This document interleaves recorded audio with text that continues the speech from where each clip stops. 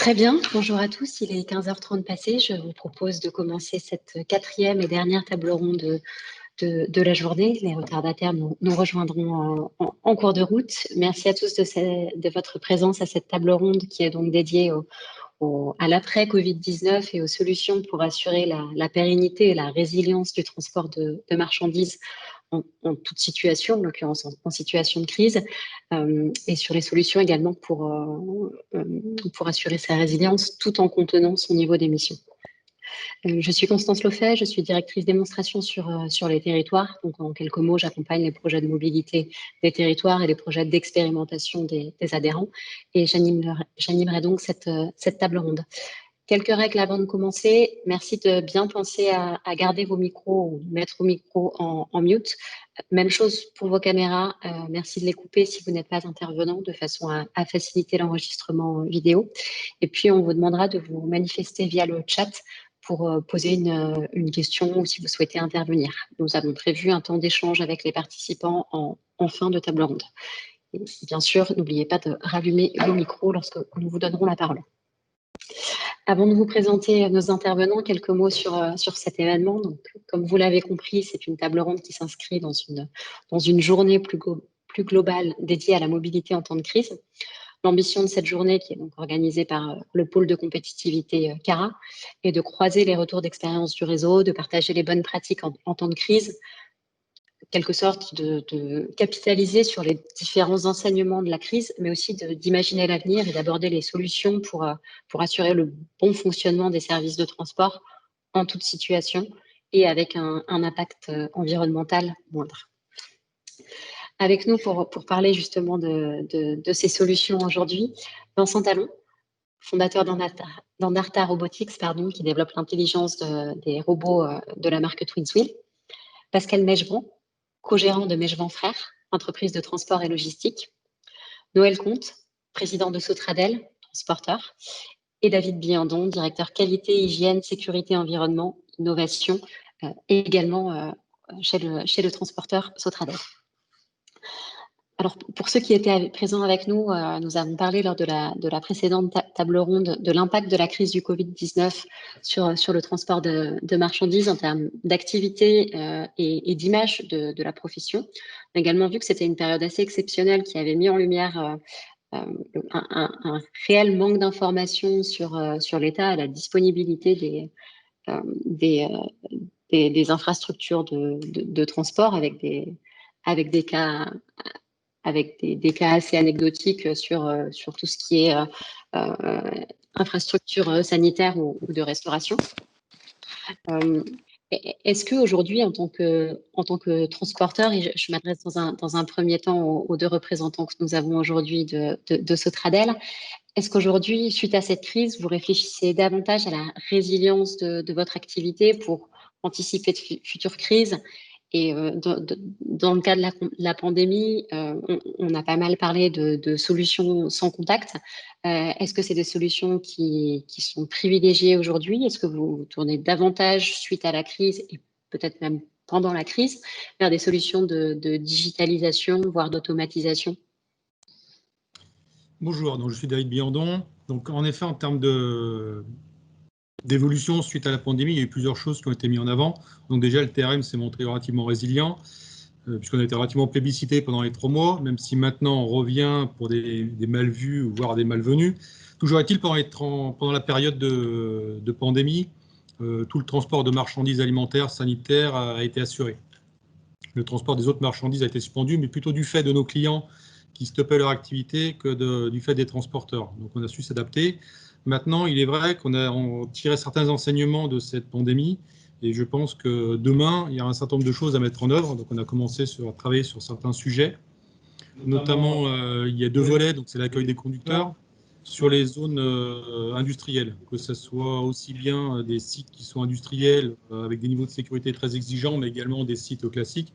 On a toujours le protocole de sécurité, les accueils sécurité à faire. Et aujourd'hui, il y a une présence physique qui est toujours obligatoire.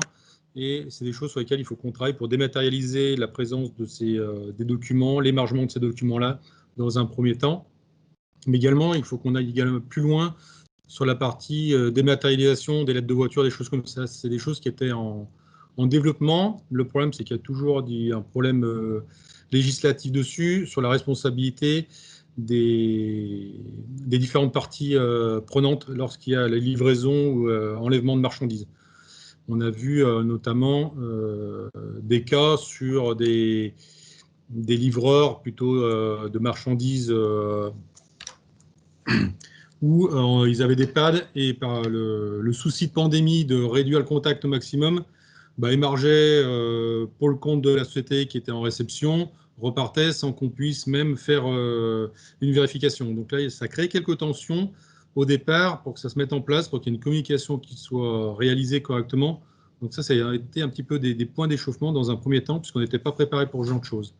Donc bien travailler sur cet accueil-là et pouvoir limiter ces choses. La deuxième chose qu'on a pu également voir, c'est peut-être travailler davantage sur des notions de livraison ou d'enlèvement en SaaS. Donc c'est des choses sur lesquelles on réfléchit pour justement limiter la coactivité entre le chargeur et le transporteur.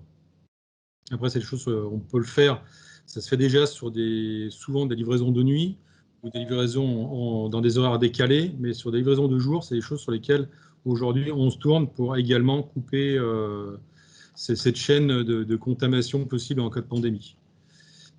Après, il y a une dernière chose sur laquelle aussi je voudrais revenir, ce qui est important dans le monde du transport, c'est qu'on travaille sur de l'humain avant de travailler sur des camions, et vous êtes sur des conducteurs qui sont isolés toute la journée, souvent derrière leur volant.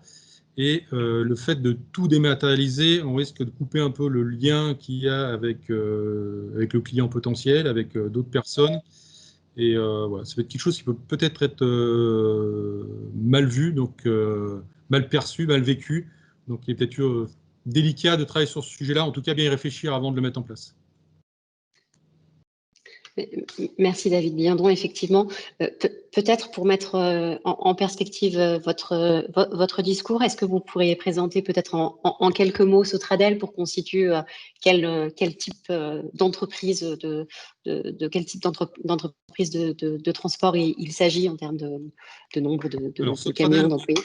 On est une société de transport et de logistique qui est implantée au nord de Lyon. On a deux activités maîtres, puisqu'on en a une qui est plutôt activité transport, donc avec une cellule affrètement et une cellule transport en propre, avec une quarantaine d'ensembles routiers, diesel et gaz. Donc on rayonne à 90%, 80% autour de Lyon, on fait du grand régional. On a un rayon de 100 km autour de Lyon globalement et un peu de national. Et après, une activité logistique avec 11 sites logistiques qui représentent à peu près 110 000 m², où là, on réceptionne bien évidemment des marchandises par nos propres moyens, mais par des moyens autres qu'il faut accueillir, qu'ils soient français ou étrangers. Très bien, merci pour ces précisions. Effectivement, vous nous avez parlé de quelques cas d'usage sur lesquels des solutions d'automatisation sont intéressantes, hein, notamment pour cette notion de SaaS. Du côté de Mechevant Frères, Pascal Mechevant, est-ce que l'automatisation fait également partie des solutions que vous considérez aujourd'hui? Alors, je vais à demi contredire David, mais ça, c'est de bonne guerre. Non, il faut faire toujours très attention sur, là où je suis entièrement d'accord avec lui, il faut faire toujours très attention sur ce qu'on entend par automatisation et jusqu'où l'on va. On prend l'exemple que David a cité précédemment sur les SaaS, la livraison en SaaS. Oui, mais c'est bien parce qu'on isole les personnels, oui, mais notre conducteur se retrouve tout seul à décharger un véhicule entier. Or, ça nous arrive toutes les semaines, j'ai même envie de dire toutes les nuits, où le travail a été mal fait en plateforme et il faut qu'il ramasse les palettes tout seul. Donc c'est toujours ça, il faut toujours peser les bénéfices par rapport aux pertes qu'on peut avoir, et surtout, là je te rejoins complètement David, c'est de garder à l'esprit que l'humain prime surtout, avant toute la technologie, et c'est vraiment quelque chose d'important dans nos métiers, puisque de toute manière, puisque le thème de cette table ronde c'est la résilience, si la chaîne logistique dans son ensemble, que ce soit les entrepôts ou les transporteurs véhicules, on va dire, ont tenu, c'est parce que justement, il y avait de l'humain. Donc, abordons l'automatisation, quel qu'il soit, et entièrement d'accord sur le volet documentation, échange d'informations, On est avant l'âge de pierre aujourd'hui, donc c'est vraiment dommage, c'est même déplorable quelque part. Mais attention à toutes ces nouveautés qu'on peut nous proposer. Personnellement, je ne crois pas à l'automatisation globale de nos activités. Je ne vois pas comment elle peut être réalisée. J'ai 2 exemples en tête, un bien concret. Pardon, on participe avec Chiara à un projet de tracteur de cours. Quand on voit les problématiques qu'on soulève dès qu'on commence à se mettre autour d'une table et à réfléchir, je me dis que le véhicule autonome, c'est vraiment, mais alors vraiment pas pour demain. Hein. Il y a encore un gap énorme. Et puis, on a un autre cas qu'on est en train de mettre en production chez nous, qui est quelque chose je dirais, qui paraît très simple, très basique. Je peux l'expliquer en 2 mots. Il s'agit de prendre des colis sur une palette et de les reposer sur une autre. Ça paraît simple, ça paraît bête. Et bien, quand on se rend compte de ce que l'être humain est capable d'analyser pour faire cette opération, je peux vous assurer que pour le retranscrire dans un mouvement d'un robot, c'est hyper complexe. Donc, l'alerte, elle est là, c'est quelque part, on est plutôt pour l'automatisation de certaines tâches qui, globalement, vont avoir un impact sur la pénibilité de nos personnels. Ça, je crois que c'est le leitmotiv qu'on a, en tout cas chez nous. Tout ce qui peut réduire la pénibilité, oui, pas de problème. Comme David vient de le dire, attention à cette dématérialisation à outrance qui coupe le lien entre l'entreprise et le salarié externalisé, puisque c'est le cas dans le transport. C'est un peu moins le problème en logistique, quoique, parce qu'au fin fond d'un dépôt, vous pouvez vous sortir tout seul. Donc, la phase d'automatisation, encore une fois, sur certains points, est très intéressante. Elle mérite vraiment d'être creusée. Mais arrêtons de grâce de penser que ça va tout résoudre, que c'est possible demain matin, tout de suite, là, et qu'il n'y aura pas de problème. Soyons un peu plus humbles là-dessus. Regardons avec le terrain, quelque part. Regardons avec le terrain ce qu'il est possible de faire, ce qu'il est souhaitable de faire, et surtout une analyse de bénéfices-pertes obligatoire. Parce que chose qui ont... Ouais, ok. Vous êtes très plaisir en tant qu'ingénieur, en tant que R&D. Mais à nous, est-ce que ça va nous servir à quelque chose? On a un grand flou là-dessus. Donc voilà la position qu'on a par rapport à l'automatisation chez nous aujourd'hui. Merci Pascal Méjean. Donc effectivement, que ce soit digitalisation, automatisation, vraiment le concevoir, le penser comme quelque chose au service de l'humain et qui doit réduire la pénibilité de ses tâches dans son travail au quotidien. Après la question... Oui, pardon. Constance, je suis désolé, je vous coupe. Vous avez remarqué, je vous ai appelé Constance. C'est qu'il y a aussi une chose, ça a été dit dans la table ronde précédente, nos flux, nos volumes, la chaîne logistique est en train d'évoluer. Okay, et il y a un point qui est quand même concomitant de l'automatisation, c'est la massification. Or, je ne suis pas certain qu'à aujourd'hui, la massification telle qu'on l'a connue depuis une vingtaine d'années soit encore quelque chose qui perdure dans les années qui viennent. Et donc, l'outil de massification ou d'automatisation perd son sens. Ça vaut pour les plateformes de grande distribution, ça vaut pour les plateformes d'import. Est-ce que demain matin, on importera toujours du grand export, enfin du grand import, autant de marchandises? Donc, les flux sont complètement revus. Donc, attention de ne pas réfléchir automatisation sur le modèle d'hier, mais bien prendre en compte le modèle de demain, qui est en train d'être construit aujourd'hui, là, en ce moment. Et le Covid, c'est vrai, a mis un coup d'accélérateur monumental là-dessus, il faut le reconnaître. Et en termes de mutation, justement, de ces flux, quels sont les signaux que vous identifiez aujourd'hui et qui vous font penser qu'on va vers une réinvention quelque part du TRM? Déjà, on a des clients qui commencent à nous poser de sérieuses questions sur les émissions de CO2. Donc c'est bien, on rentre dans un dialogue constructif. Au lieu de parler de prix ou de quoi que ce soit, on commence à poser les bonnes questions.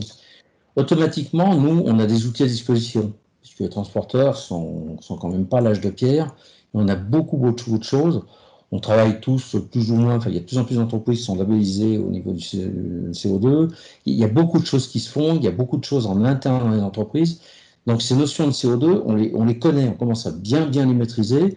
Et dès qu'on va commencer à dire aux clients, voyez votre taux de remplissage là, il vous fait exploser votre taux de CO2 parce qu'à vouloir avoir tout de suite ou de laisser trop faire, par exemple le marketing où on transporte du vide, bah, ça impacte directement sur cet indicateur. Donc ça, c'est une tendance qu'on commence à sentir venir, ça a mis pas mal de temps, beaucoup plus que ce qu'on imaginait, et donc automatiquement, bah, ça va redéfinir les flux, c'est un impératif.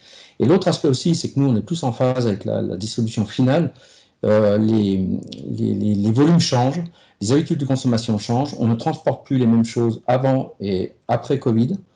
Il y a des secteurs qui on n'aurait pas pensé au départ, on en parlait tout à l'heure, le produit frais local ne passe plus du tout par les circuits qu'on avait auparavant. Donc là, il y a une réorientation des flux, ça c'est certain, et donc ça impacte directement les opérateurs qui étaient spécialisés là-dedans.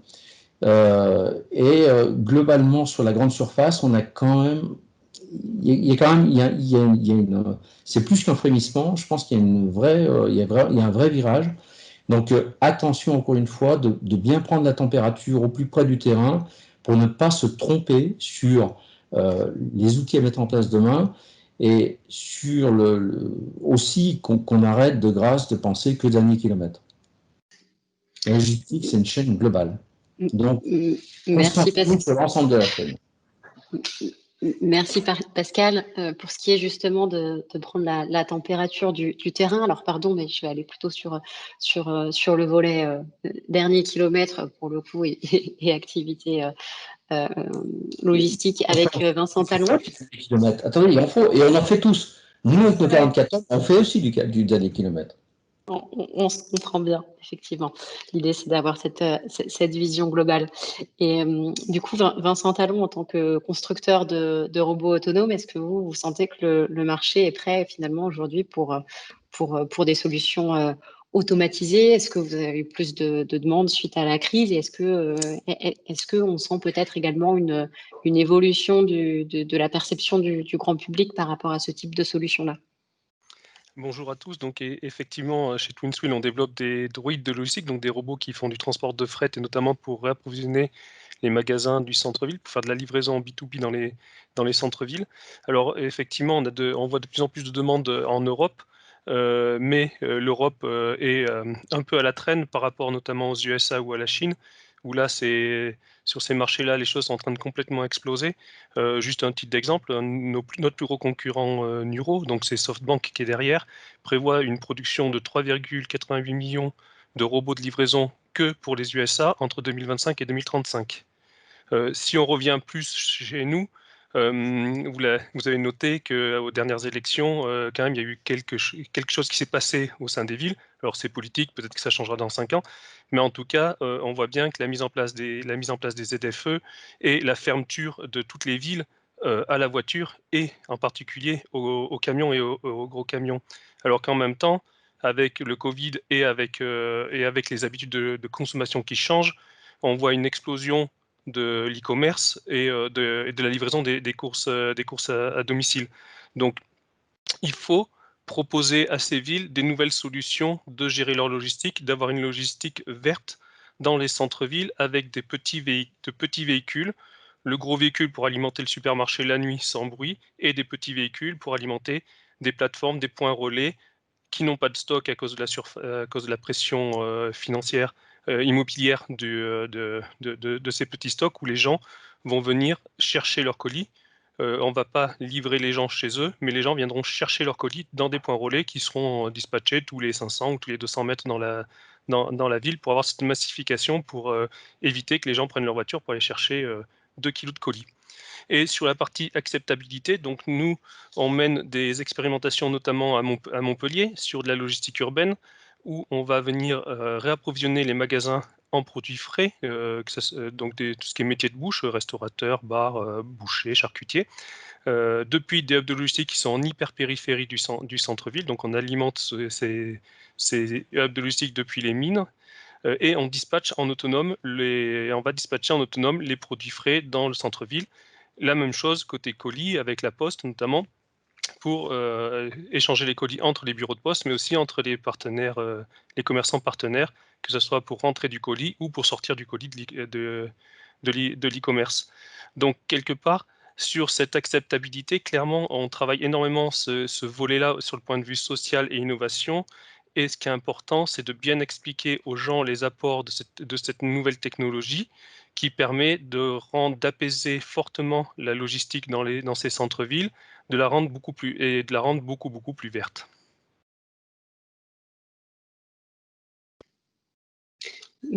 Merci Vincent. Peut-être pouvez-vous préciser où est-ce qu'on en est aujourd'hui sur ce type de projet, et notamment sur celui de Montpellier, sur les cas d'usage mentionnés. Alors, typiquement, à Montpellier, en fait, les premiers robots roulent en semi-autonome. Donc, c'est des robots qui sont follow me, qui suivent des personnes, qui suivent le livreur. Ça permet de réduire énormément la pénibilité du livreur, puisque là, il n'est pas obligé de garer son camion à 500 mètres du boucher et trimballer la viande sur un transpalette qui est fait pour rouler dans un entrepôt. Il peut rentrer jusque chez le boucher avec sa caisse isotherme. En même temps, on est en train de créer tout ce qui est les cartographies et les routes virtuelles dans le centre-ville de Montpellier, parce que des robots autonomes, c'est pas non plus des rovers Mars, en fait, ils suivent toujours des routes virtuelles, donc c'est des choses qui doivent être récurrentes, des livraisons qui doivent être récurrentes, et il va de point d'intérêt en point d'intérêt en suivant ces routes virtuelles, en évitant les obstacles fixes et mouvants qu'il pourrait rencontrer sur place, et en sachant que typiquement, dès qu'on est dans des zones et des aires piétonnes ou des aires de rencontre, nos robots, la vitesse max est limitée à 7 km/h. Comme une trottinette ou un vélo lorsque vous êtes en livraison interne. Et donc, du coup, nos robots sont complémentaires de tous les vélos cargo et autres petits véhicules électriques de livraison pour les hypercentres. Merci Vincent. Et justement, on parlait de ce système de cartographie finalement pour identifier les routes virtuelles. Si on repart dans un scénario de crise, si demain on imagine qu'un certain nombre d'itinéraires cartographiés par le robot sont condamnés, qu'est-ce qui se passe? Est-ce qu'on est capable de reprogrammer le droïde? Alors, pour vous expliquer un petit peu comment marche un véhicule autonome, donc on crée une cartographie ultra détaillée de la ville dans laquelle on va bouger. En gros, c'est une cartographie qui a une précision de 5 cm. Là-dessus, on définit des routes virtuelles en sorte de forme de toile d'araignée, si vous voulez, hein, et quelque part, quand le robot doit aller de A à B, on a des optimiseurs qui permettent de trouver le trajet le plus direct. Alors, on va vraiment en direct, puisqu'en fait, on est soumis à la même réglementation que les vélos cargo. Donc, c'est-à-dire qu'on a le droit de passer les feux rouges, hein, j'entends. Si on a le petit panneau prioritaire, on a le droit de remonter les rues à sens interdit. Donc quand on va aller de A à B, c'est en direct et on ne fait pas 3 fois le tour du pâté de maison pour prendre pour passer dans le bon sens. Et donc en cas de problème, en fait, on peut replanifier cette route très facilement s'il y a toujours un itinéraire, ou alors recréer des nouvelles routes virtuelles. Et créer une route virtuelle, ça prend un quart d'heure. C'est pas très compliqué en fait. D'accord, donc vous êtes flexible et les robots sont capables de s'adapter assez rapidement. Si on essaye de faire le parallèle à l'échelle d'un transporteur, comment se passe le nouveau calcul d'itinéraire finalement?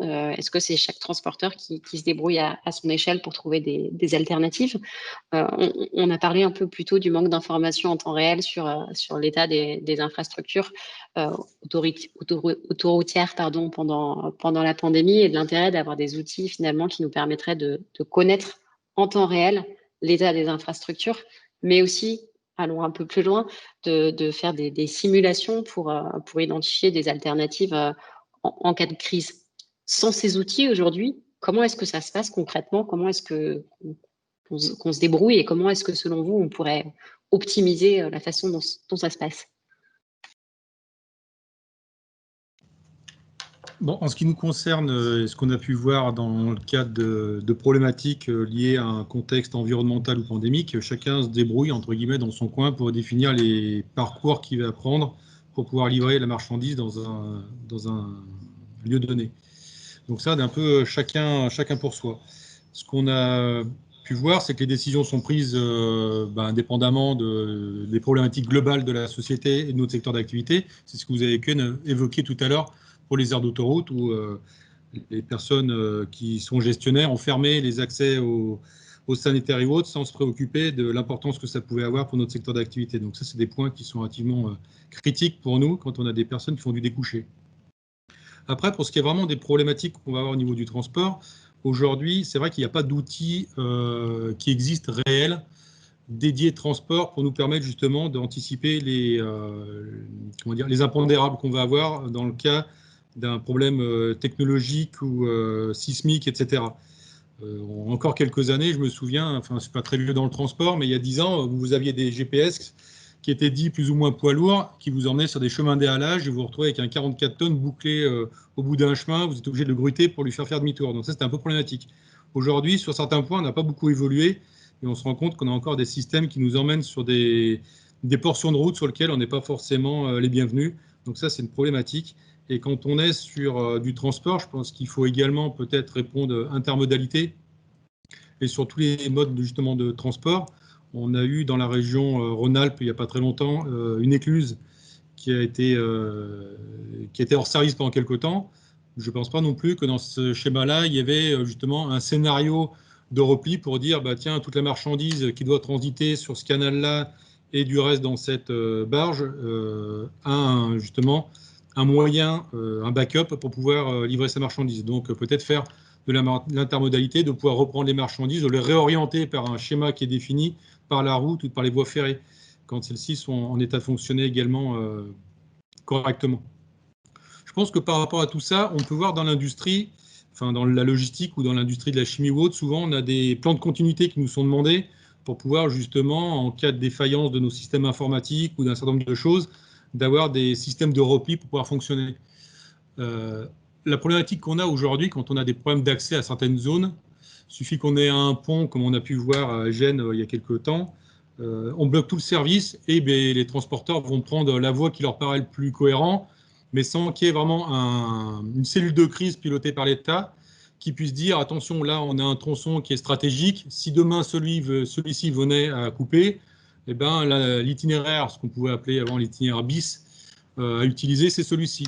Aujourd'hui, on n'a pas d'informations, on le détecte quand on arrive sur le point d'échauffement, et ça reste vrai aussi par rapport à l'intra-urbain, et je rebondis un peu sur les propos de Vincent juste avant, c'est de dire demain l'automate, le robot, il se trouve dans les travaux, c'est des choses qui n'étaient pas forcément prévues, pas forcément annoncées, comment il va le gérer, et là l'humain va totalement être obligé de reprendre la main.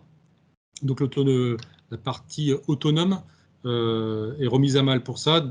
Pendant un laps de temps, on en est conscient, mais il faut pouvoir toujours avoir des activités de repli. Et je pense que ce qui manque vraiment, pour moi, c'est vraiment cette partie gestion de crise, qui est un organe d'État qui puisse gérer ceci, réorienter en communiquant avec les forces de l'ordre, les pompiers, pour pouvoir mettre en place cette notion de plan de continuité quand on a des situations de crise comme celle-ci.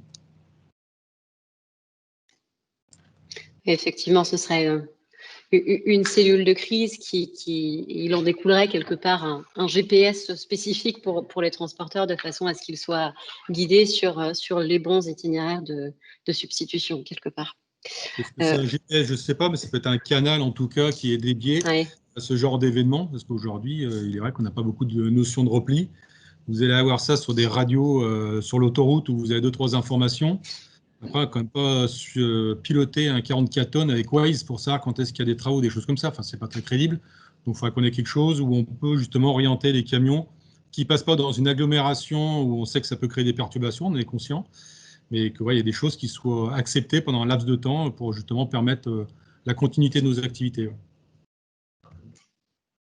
Oui, merci pour ces précisions. Au-delà de la digitalisation, de l'automatisation, bref, de tout ce qui touche au sans contact, on a aussi beaucoup parlé pendant la crise des enjeux de développement durable qui sont revenus sur le devant de la scène. On sait qu'un certain nombre d'aides publiques vont être conditionnées à des critères environnementaux. Est-ce que cette crise, finalement, n'est pas aussi le moment de se relever autrement, de limiter son empreinte écologique et de diversifier les sources énergétiques dont le secteur du transport est finalement très dépendant, ce qui constitue en soi un risque supplémentaire. Pascal Mejvan, qu'est-ce que vous en pensez? J'ai envie de répondre qu'on n'a pas attendu Covid-19 pour réagir. Grâce à Cara, il faut souligner, on a pu initier le projet Équilibre en 2014, donc c'était bien avant Covid, qui posait les bases justement de réflexion par rapport à notre activité, notre dépendance au pétrole, de voir si on pouvait s'emparer d'une ou d'autres technologies. Principalement de changer cette ultra-dépendance à cette forme d'énergie qu'est le pétrole. Et donc on a monté, grâce à Cara, et là je le dis très sincèrement, c'est que si on a pu rencontrer des gens, on a pu monter ce projet grâce au soutien du pôle compétitivité, il n'y a aucun doute là-dessus. Et donc on a cherché à comprendre en tant que transporteur, en tant qu'utilisateur, comment appréhender quelque part la transition énergétique, mais qui est même une transition tout court, pour savoir ce qu'il était, déjà sortir d'un état qui existait depuis 100 ans, s'extirper de cet état de fait, et puis d'ouvrir et de voir, de réfléchir, de tester. Et donc, on a eu l'occasion avec ce projet Équilibre. Alors, on a assez rapidement identifié au départ une énergie qui nous semblait très prometteuse. Je pense qu'elle l'est toujours, malgré toutes les annonces qui sont faites dernièrement, qui est le gaz naturel véhicule. Et donc, on a cherché à le tester en conditions réelles d'exploitation. C'est ce qui a fait l'ADN du projet. Pardon, c'est que tous les tests qui avaient été réalisés avant ou dans d'autres conditions, dans d'autres pays européens, étaient basés sur un parcours test et on faisait passer le véhicule 1, 2, 3, 4, 5 fois, peu importe.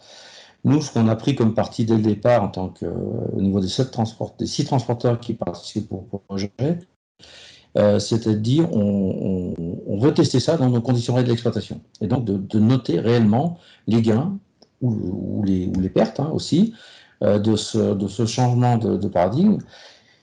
Donc on a fait énormément de travaux, on a dénoué, on a levé plusieurs choses, même étonnantes pour nous. Il y a un résultat que je voudrais citer aujourd'hui parce que je pense qu'il est assez révélateur de ce qu'on a pu comprendre grâce à tous ces travaux, encore une fois, qui ont été initiés avec pas mal de gens. Un véhicule routier, un véhicule routier lourd, tout le monde imagine que c'est sur autoroute, voilà, et que ça roule que là et ça roule pas ailleurs. On s'est rendu compte, grâce à notre méthode d'analyse assez fine, que même un véhicule dit grand routier, il parcourt 1% de son kilométrage, et c'est encore plus vrai avec le temps, dans des phases, ce qu'on appelle des phases de manœuvre. Dans une phase de manœuvre, c'est il rentre, il sort chez un client, il va changer des clés, racler, ainsi de suite. Ça peut représenter jusqu'à 3% de la consommation. Avec cette toute petite phase minime sur le relevé de kilométrage, ça peut représenter 3% de la consommation et 11% des NOx totales émises par le véhicule.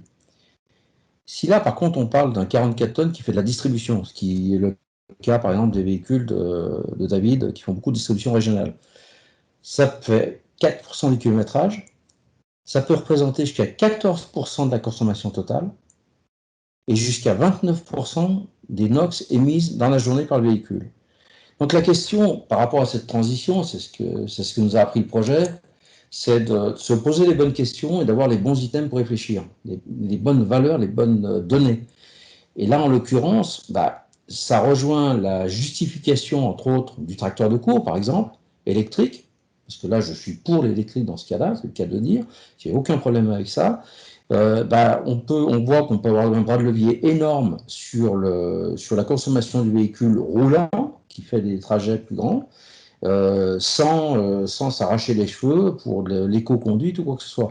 Donc c'est vraiment ce que nous a appris le projet, c'est d'avoir une approche étonnante, si je puis dire, par rapport à nos métiers, et d'en tirer les bonnes conclusions.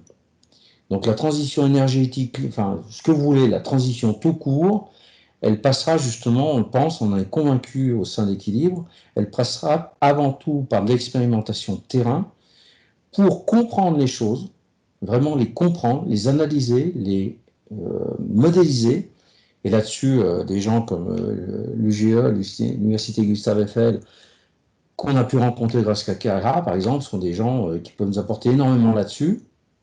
Et encore une fois, si on veut faire évoluer les choses, c'est changeons de grille de lecture, ouvrons le regard, ouvrons la manière d'analyser et sur les intervenants qu'on met autour de la table, il faut absolument être très large.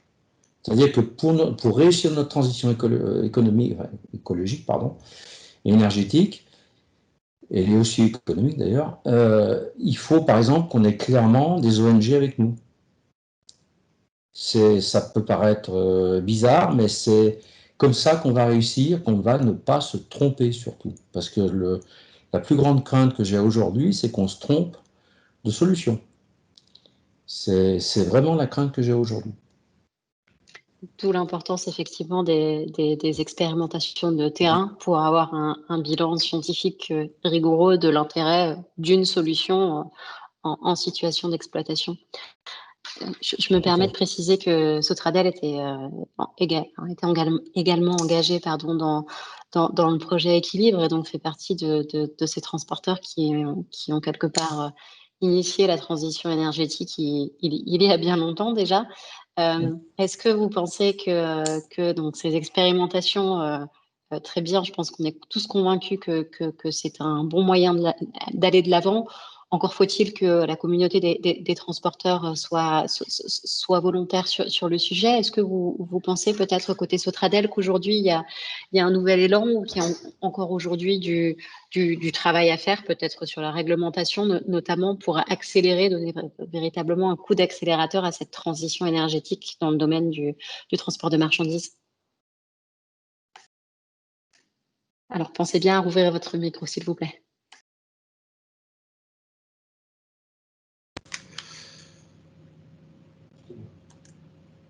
Oui,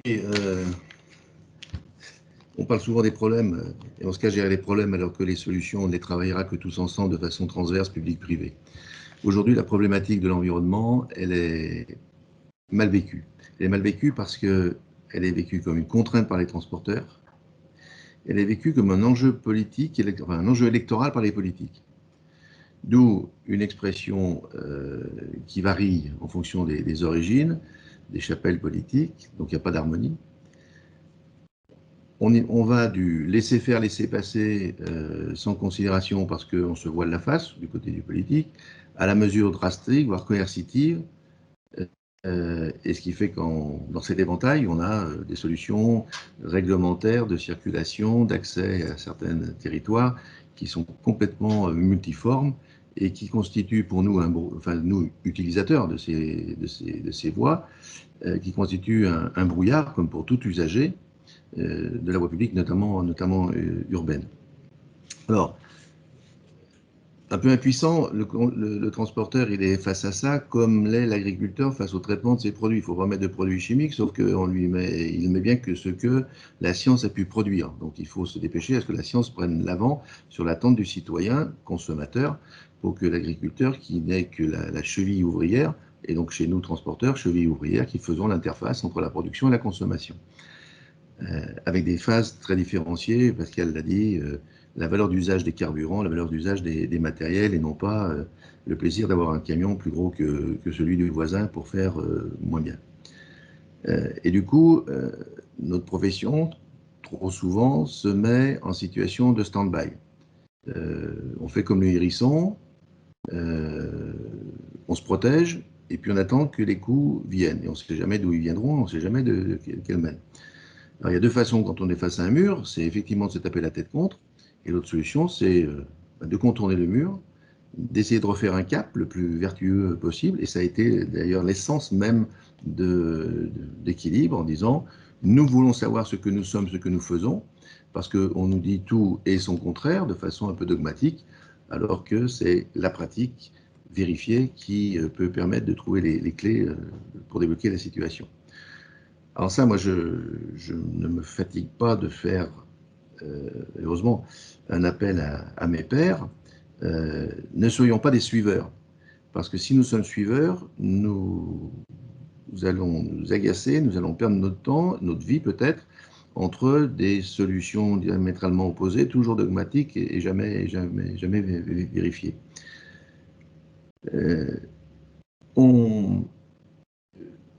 Si tous les politiques viennent à prendre des solutions diverses, nous pourrons demain, sur une même tournée de livraison régionale, entre deux villes d'une même agglomération, on va dire Saint-Étienne-Saint-Chamond ou autre, avoir besoin d'un type de véhicule pour la livraison dans la première ville et un autre type de véhicule dans la livraison dans la deuxième ville. Ça sera sur l'énergie, mais ça sera aussi, parce que ça en chatouille quelques-uns, sur la surface du véhicule. Plus ou moins de 24 mètres carrés, plus ou moins de 20 mètres carrés. Alors il va falloir mettre des policiers pour calibrer les véhicules en poids, en dimension et en qualité d'énergie. C'est kafkaïen.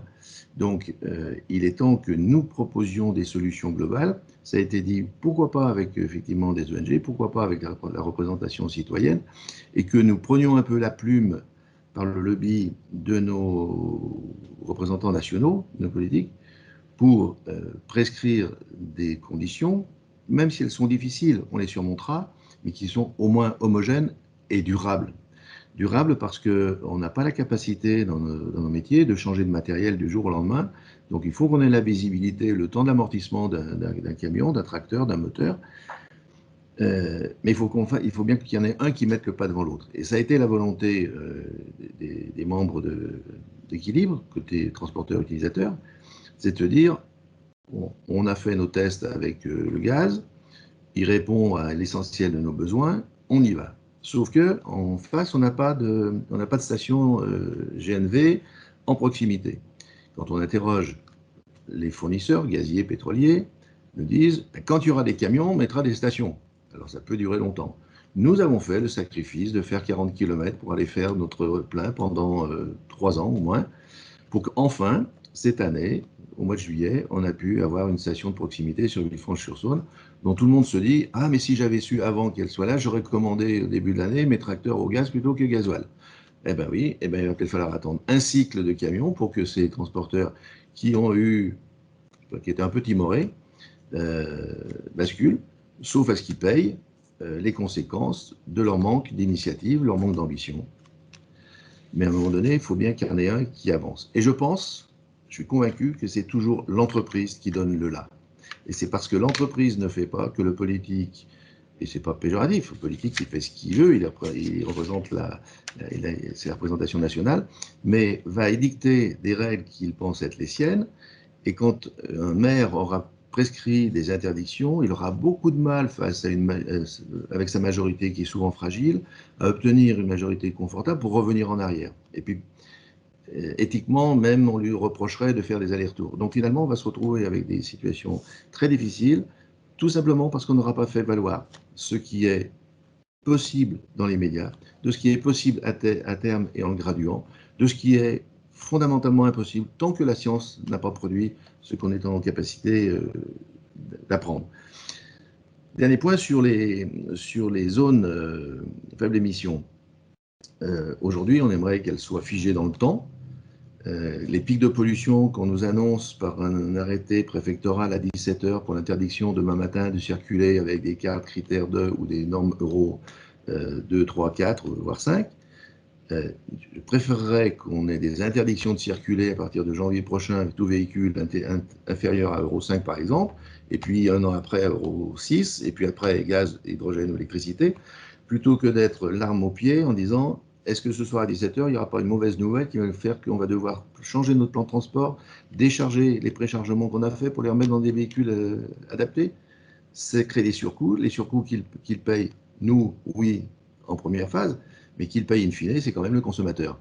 Donc, ça rentre dans la charge de tout un chacun. Donc, anticiper le plus possible, c'est notre règle d'or, et puis oser. Parce qu'on a osé entreprendre, eh bien, entreprendre, c'est pas une fois simplement qu'on est inscrit au registre du commerce, qu'on a osé entreprendre, on ose entreprendre, c'est tous les jours. Merci Noël Comte. Je retiens particulièrement ce besoin de vision long terme, quelque part, et puis de coordination par rapport à des législations locales qui aujourd'hui diffèrent, et quelque part en face une coordination des transporteurs et d'autres acteurs sur ce qui est possible comme solution dans vos conditions d'opération de transport de marchandises aujourd'hui. On parlait de l'automatisation un peu plus tôt. Vincent Talon, est-ce que les technologies d'automatisation finalement sont compatibles avec ces problématiques environnementales? Est-ce qu'elles ne viennent pas alourdir le bilan environnemental de certaines solutions de transport? Alors, comme je le disais tout à l'heure, nous, on est vraiment centré sur la livraison du dernier kilomètre en ville. Donc là, on peut plus facilement en parler, avec quand même cette prise de conscience d'avoir de la livraison de colis, notamment plus verte. Quand on voit ce que fait Amazon ou Alibaba, qui ont leur propre flotte de robots de livraison, et ils vont arriver, ils sont aujourd'hui en Chine ou aux US, mais ils arrivent en France, hein, dans les prochains mois, prochaines années, donc ils sont transporteurs. Donc nous, de notre côté, on essaie de proposer aux transporteurs des solutions européennes, des solutions françaises pour se mettre en face de ces géants-là qu'on n'arrêtera pas, quoi qu'on fasse, on les arrêtera pas. Et donc, typiquement sur les questions d'impact environnemental, on a commencé à faire quelques études qui demanderont à être bien entendu confirmées avec les expérimentations qu'on mène à Montpellier, à Lyon, Toulouse, Bordeaux. Et notamment, si je prends celle de Lyon, c'est de la livraison, on va dire on livre 600 kilos, donc c'est une petite livraison, hein. Nous, chaque fois, vous nous mettez en face pas d'un 38 tonnes, hein, c'est un fourgon. On livre 600 kilos, 4 points de livraison sur la presqu'île en partant de Bron. Si on prend un camion, on va parcourir en moyenne 41 km pour faire l'aller-retour. Avec un droïde, on va parcourir que 18 km. Certes, le droïde va aller moins vite, il ira à 18-20 km/h, là où le camion ira plus vite sur le périph' s'il n'est pas bouché. Par contre, on va gagner quand même 30 à 40% du temps, parce que, comme je l'ai dit, le robot, lui, va tout droit, et il parcourt moins de kilomètres. Si on regarde en termes de CO2, le fourgon, il va émettre entre 9 et 10 kg de CO2 pour cette livraison, là où le robot, lui, va en émettre 0. Si on regarde les NOx, c'est à peu près 7-8 grammes pour le fourgon, 0 pour le droïde, idem pour les particules. Tout à l'heure, M. Comte a parlé de l'empreinte au sol, et effectivement, nous, c'est des choses qui nous remontent tout le temps des mairies, hein, en fait, hein, des mairies des agglomérations. C'est l'empreinte ce qui les gêne dans les camions, c'est la pollution à la botte d'eau, mais ce qui les gêne, en fait, c'est qu'il y ait des camions, en fait, hein, qu'il y ait des choses massives devant eux. Alors la nuit, ça les gêne pas, en fait, hein, mais la journée, ça les gêne. Alors si on regarde le camion, il a à peu près le petit fourgon, il a une empreinte de 10 mètres carrés, là où nos droïdes, ils ont entre 1 et 1,50 m d'empreinte au sol pour la même quantité de transportée, parce qu'on n'a pas, tout simplement parce qu'on n'a pas la cabine, en fait, hein. On n'a pas le bonhomme à transporter qui prend la moitié pas la moitié, mais qui prend au moins un tiers du fourgon. Et du coup, si derrière on arrive tout ça, donc on voit qu'il y a des gains écologiques et derrière, mais on peut aussi avoir des gains économiques. Grosso modo, avec le fourgon, vous êtes sur cette livraison-là, sur cette tournée-là, vous êtes à peu près à 57 € du coût de livraison, là où avec le robot, vous serez à moins de 30 €. Donc on gagne d'un point de vue écologique et économique, et on est plus dans les attentes des citoyens de ces villes. Merci Vincent. Effectivement, on voit qu'en opération, on est sur un gain environnemental. C'est en tout cas ce que montrent les premières études menées sur les expérimentations en cours. Si je ne dis pas de bêtises, je connais bien le projet de Montpellier dans la mesure où il est accompagné par Cara. L'idée, c'est également pour vous d'aller un peu plus loin et de vous démarquer en menant une étude ACV et avoir finalement, au-delà de l'opération, avoir sur l'ensemble de la chaîne l'impact environnemental du robot par rapport à notre solution. Oui, exactement, parce que si demain vous remplacez tout, alors je reste sur le centre-ville, hein, si on remplace tous les camions toutes les fourgons qui sont utilisés aujourd'hui, diesel, par des véhicules électriques qui sont produits en Chine par des enfants et opérés par des petits enfants au Bangladesh, c'est peut-être pas top non plus. Nous, ce qu'on fait, c'est avec notre ACV, on est vraiment centré sur de la production locale avec des matériaux recyclés, avec des robots qui soient parfaitement réparables et recyclables dans le temps. L'idée, c'est vraiment développement durable de ces robots pour proposer des solutions de logistique urbaine verte et durable. Merci Vincent Talon pour cette précision, et puis merci à tous pour vos témoignages. On arrive à la fin de cette table ronde. Je vous propose qu'on se garde un temps d'échange avec les participants, et donc je vous invite à vous manifester via le chat pour remonter vos questions, et puis je vais laisser la parole à mon collègue Thomas qui suit avec attention les premières questions qui ont pu arriver sur le chat et qui va pouvoir nous les remonter. Bonjour. Alors, j'ai une question pour l'instant. Je ne sais pas si tout le monde m'entend. Dans le transport aérien, la DGAC passe par un espace pour notifier les NOTAM, notifications aux navigants quotidiens pour signaler des perturbations, restrictions temporaires des espaces aériens. Finalement, est-ce que le transport routier, au travers d'une instance gouvernementale, ne pourrait pas s'en inspirer? Affirmatif.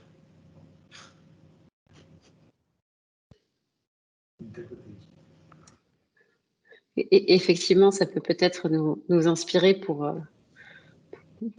pour cette cellule de crise dont on parlait tout à l'heure. Je préciserai qu'aujourd'hui, sur les voitures, moi j'ai une voiture qui a un système d'antivol de tracing. Si on la vole, on sait à 10 mètres près où elle est, et je ne vois pas pourquoi on ne saurait pas où sont tous nos camions à 10 mètres près, avec un principe comme l'espace aérien, avec les 5 grandes régions de France et les tours de contrôle à l'entrée des agglomérations, bien sûr. Bien sûr.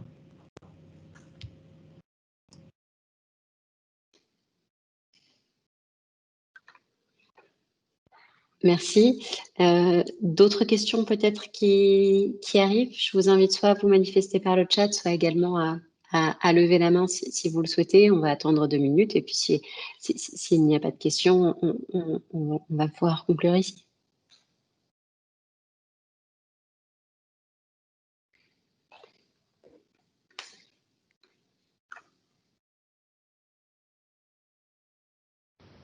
Je vois que Pascal Mégevant a eu un petit souci technique et a été éjecté de la réunion avant de nous retrouver. Pascal, on en était sur la phase question. On a un chat plutôt calme, donc je pense qu'on va pouvoir conclure cette table ronde sur ces derniers propos. Merci à tous nos intervenants, Vincent Talon de Andarta Robotics, Noël Comte et David Billandon de Sotradel, et puis Pascal Mégevant de Mégevant Frères pour vos témoignages aujourd'hui. Et puis sachez que nous mettrons en ligne prochainement la vidéo de cette table ronde qui sera bien sûr envoyée, dont le lien sera bien sûr envoyé à tous les participants de cette table ronde. Merci à tous et très bonne fin de journée.